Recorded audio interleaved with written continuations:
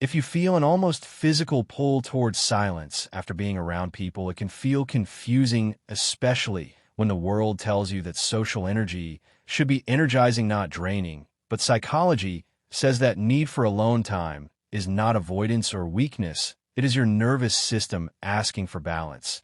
And when you understand what is happening inside your brain, the urge to retreat starts to make complete sense and even feels validating rather than shameful. This need for solitude after socializing is rooted in how your brain processes stimulation, emotional signals, and self-regulation. Research shows that some minds recharge internally, not externally, and what looks like withdrawal is actually restoration and mental hygiene.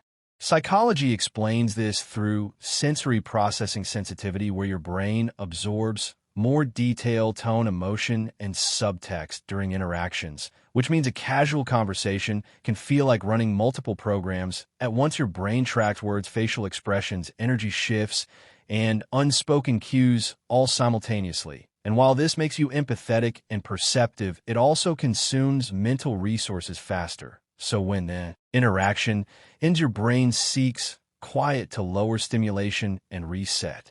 Much like closing tabs after heavy use, this is why even enjoyable social time can leave you craving silence.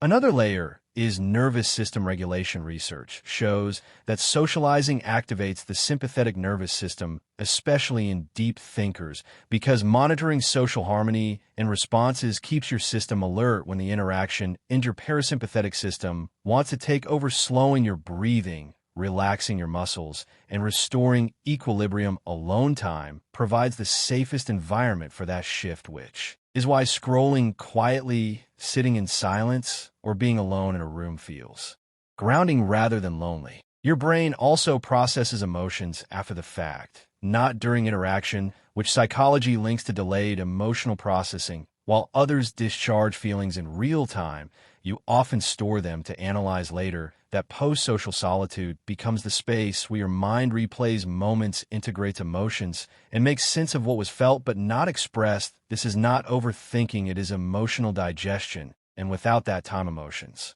remain unresolved, creating fatigue and irritability. Introversion research further explains that dopamine sensitivity differs across brain. Social environments flood dopamine pathways for some people, causing faster saturation rather than excitement. So while extroverted brains seek more stimulation, yours reaches its optimal threshold quickly and needs withdrawal to return to baseline. This is why forcing yourself to stay social longer only increases exhaustion rather than connection. Alone time also restores your sense of self. Psychology calls this self-concept clarity.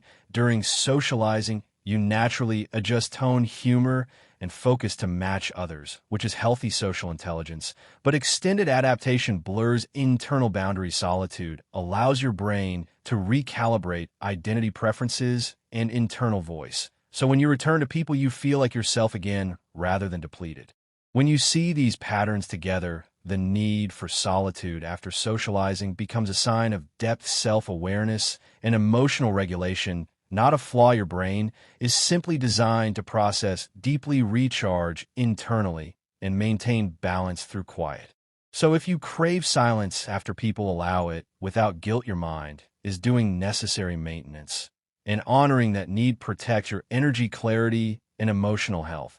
And if this explains something you always felt but never understood, take a moment to subscribe and share this with someone who needs permission to rest after connection.